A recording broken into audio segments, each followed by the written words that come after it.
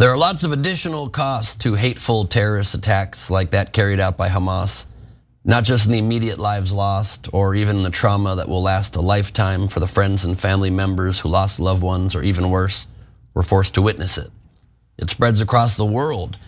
It stokes hatred and bigotry, and in this case, anti-Semitism, which seems to continually rear its head around the world whenever Jewish people feel like they have a place they can feel safe. Just one very small case in point. This just happened at Stanford University here in America.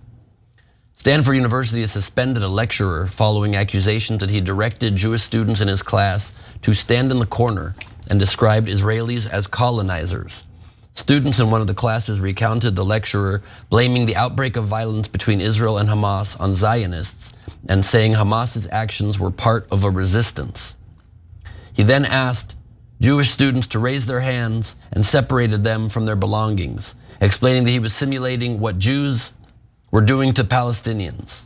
Israeli student leader Noria Cohen told the San Francisco Chronicle. When Cohen said the lecturer asked students how many people had died in the Holocaust, when one student answered 6 million, the lecturer replied, yes, only 6 million.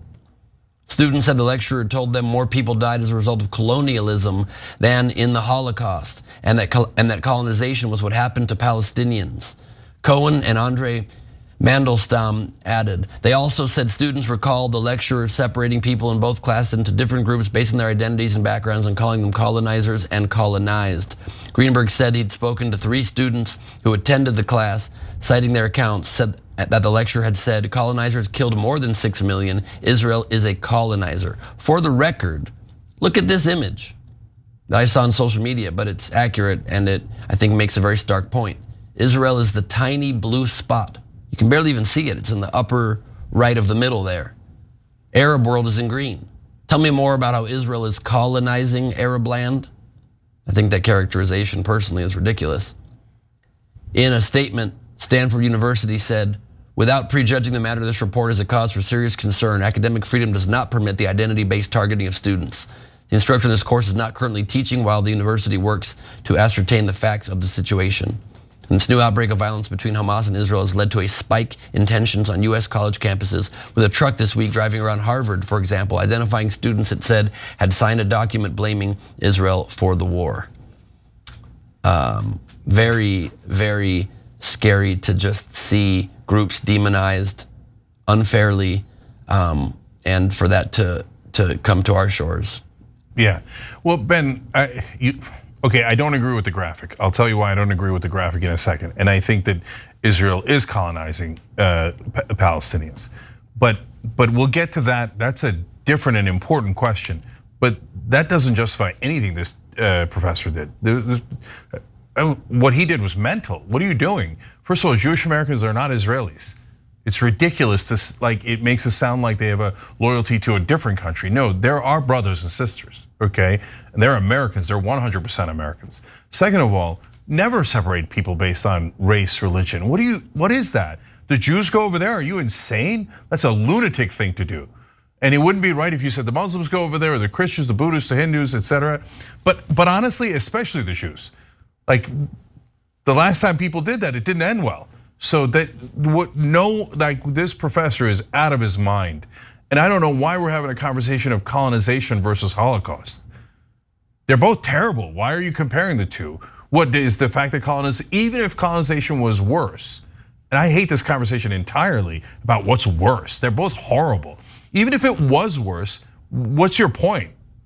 Does that make the Holocaust okay? No, the Holocaust is one of the worst things that has ever happened in humanity. So the professor is 1,000,000,000% wrong on everything. So now, having said that, Ben, the problem with that graphic is, okay, so they're not, but nobody said they're colonizing all the Arab land, right? And you can't colonize any of the land. It's not, even if it was a tiny part. Here, I'll give you an example from my background, right? So the Turks in the middle of the Syrian civil war decided they were going to take a portion of northern Syria as a buffer zone, okay? And I spoke out against that, and I said that do not stay, okay? I don't think they should have gone in the first place, but they definitely shouldn't stay. Now, you could say the Turks could turn around and say, look at all this other Arab land, the stuff in green. We didn't take all of it, we just took a portion of Syria. That doesn't justify it. Now, luckily in that case, they did go back, okay? But you see what I'm saying? You don't have to take all the land. Even any land you take is not right. And Israel's not taking Gaza and West Bank, but in terms of whether it's colonizing it, they're occupied. They don't control their own territory. So it's a colonization of a sort for sure.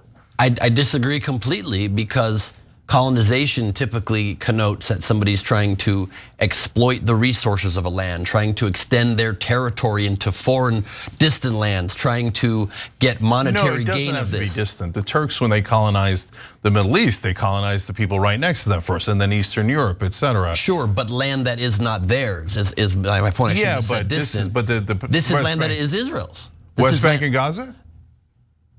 Israel won this land in the 1967 war when they were attacked. But that's old school, Ben. Old school is I won your land, now I keep it.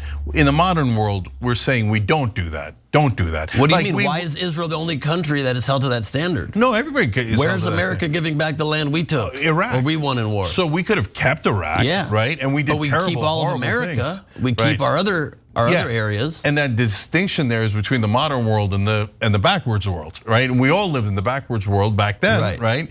And so we would, countries as a matter of, and empires, as a matter of course, Ben is right, would come in and take their other people's lands, and they wouldn't give it back, right? That was the old way of doing things. But what we're saying is, in the modern world, we want to be better than that. Sure, but the biggest issue I have with how you're characterizing it is that when I don't think it makes it in any way sense to say it is colonialism, because they literally are doing this simply for their self-defense and protection.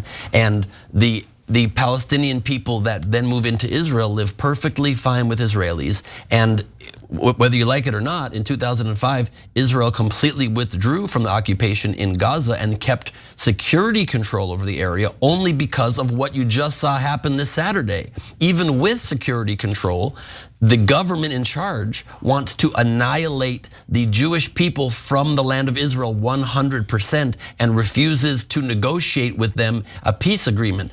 That's literally like saying somebody beats the crap out of you and you respond by pulling out a gun on them, and you're a colonialist now? You're infringing on their rights? No, they've infringed on your rights and you're protecting yourself. They have no interest in those little swaths of land. Every single empire says the same thing.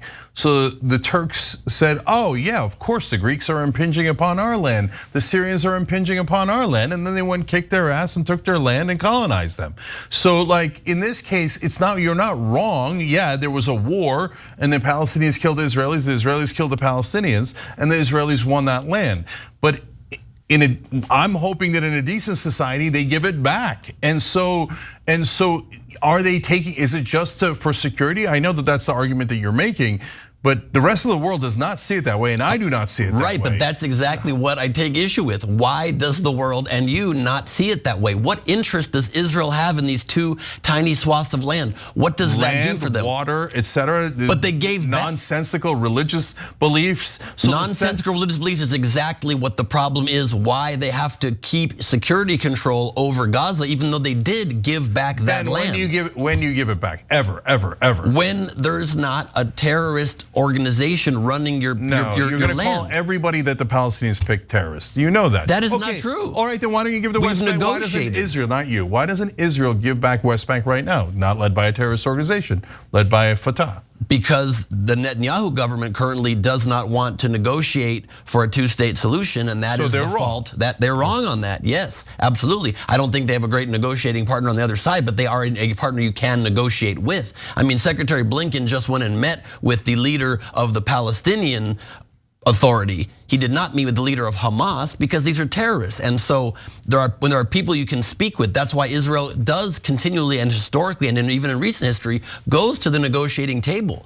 Yeah, we don't want to live, the Israeli people don't want to live under the constant threat of missiles and rockets and buses blowing up and random suicide attacks. We would much rather have peace. I know, but Israel's going about it the wrong way. If the occupation is permanent, the threat is permanent. Whereas when you actually make peace deals like Israel did with Egypt, They haven't had any bloodshed since the peace deal. That was 40, 50 years ago. Right, because they made a peace deal. Do the peace deal. Do the peace deal. With Hamas?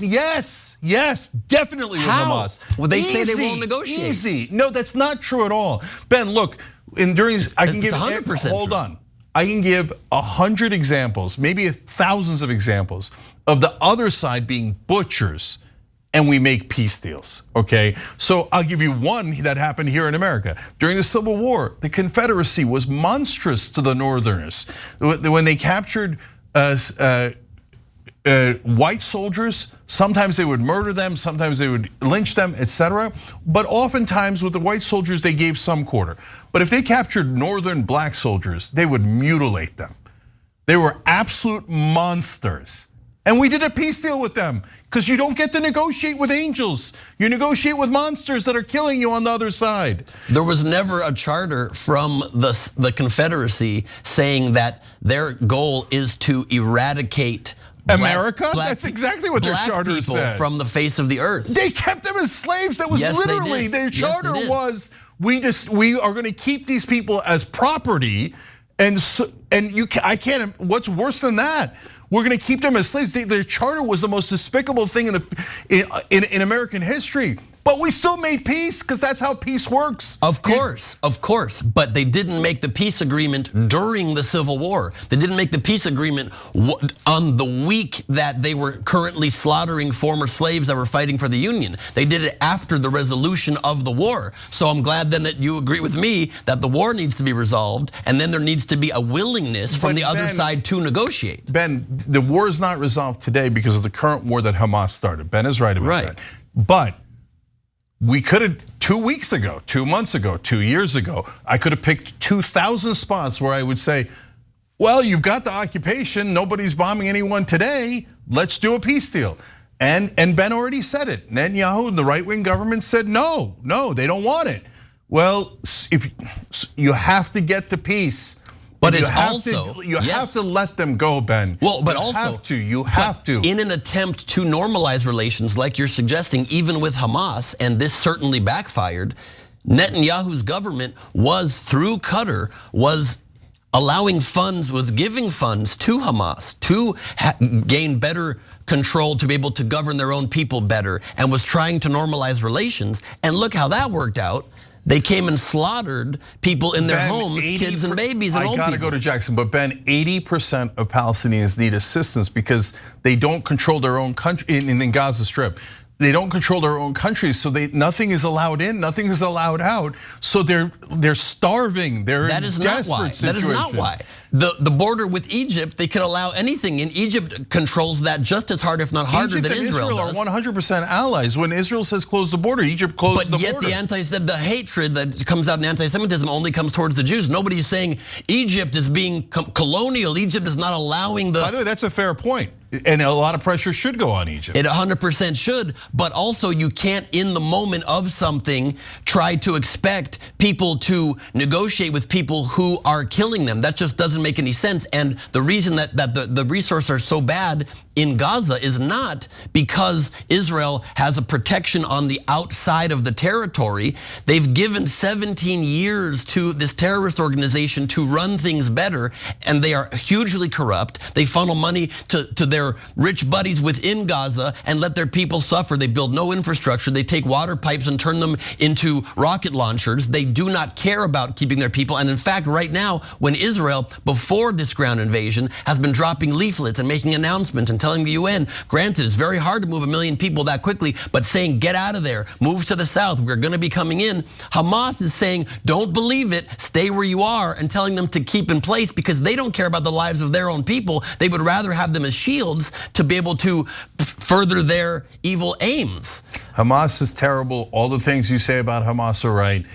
They still should not try to move 1.1 million people. When the Turks moved that many Armenians, it was called a genocide. That's what it was called, and that's correct. It was correctly labeled that. Do not move people and do not indiscriminately bomb. And I think it's pretty clear that Israel has had interest in that land, and that doesn't justify anything that Hamas has done. But governments and political factions always have interest, geopolitical interest in taking land. So I think to go back to where we first started with the story of Israel colonizing, you can't really justify that. And then for this professor that had people stand up, that's just ridiculous. Not only is it ridiculous, but it's really whack, it's petty, and it's lame.